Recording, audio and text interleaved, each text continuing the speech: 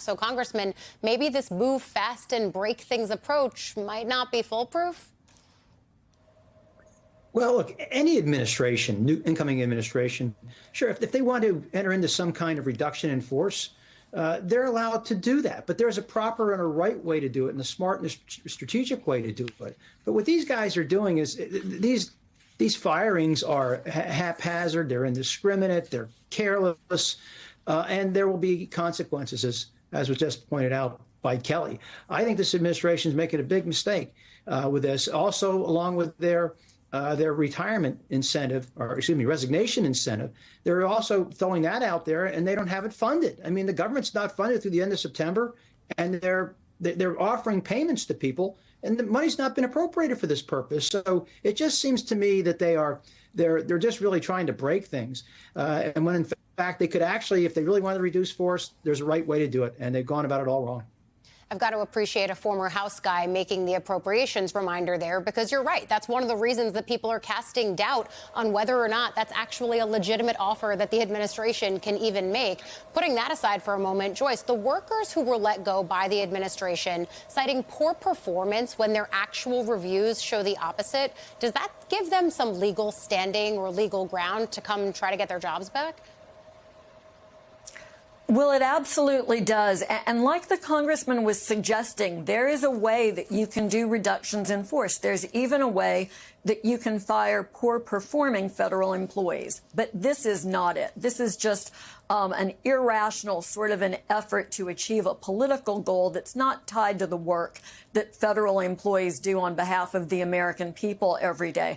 So by taking employees who are high performing, who have years of performance evaluations that document their supervisor's satisfaction with the work that they're doing, this new program is setting up a variety of legal routes that these now former employees can take, either to restore their employment or to receive some other form of remedy.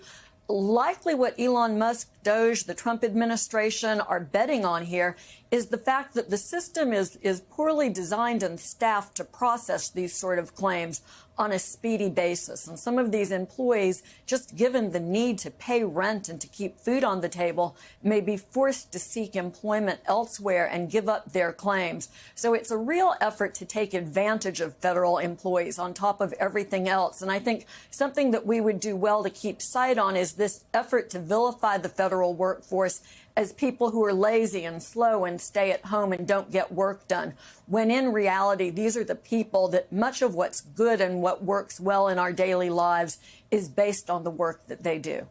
Joyce, you bring up, I think, what I believe to be the most important part of this story. And Congressman, I'll put it to you, because a union representing the federal aviation workforce that lost close to 300 of its members, received termination notices over the weekend. They wrote this in part. They wrote, "These are not nameless, faceless bureaucrats. There are family, friends, and neighbors. They contribute to our communities. Many military veterans are among them.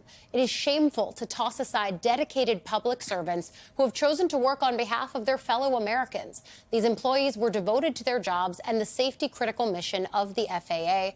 This draconian action will increase the workload and place new responsibilities on a workforce that is already stretched thin." So to that point, these are real Americans with stories other Americans can relate to. But how much is that breaking through? Well, that memo just really speaks to the careless, indiscriminate nature of these firings without any consideration for performance. And that's what's so stunning about this. And of course, there are going to be consequences, whether it's at the FAA or elsewhere or at the CDC. You know, there are going to be issues that are going to happen. We're dealing with a bird flu outbreak. There's Ebola, resurfacing again in Africa. There are all sorts of issues. And then if these things spread badly, if we have issues, they're going to know who to blame. But also, we should note that some of these firings are not indiscriminate. Some are very deliberate and intentional.